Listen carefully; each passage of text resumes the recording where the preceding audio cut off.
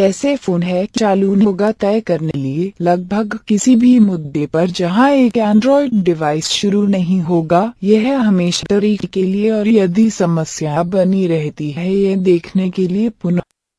स्थापित करने के लिए संभव है। अन्य मामलों में जब आप कंप्यूटर पर USB पोर्ट में अपनी डिवाइस प्लग और डिवाइस पर बारी नहीं है, बस डिवाइस के लिए पर्याप्त शक्ति नहीं है क्योंकि सकता है अधिक से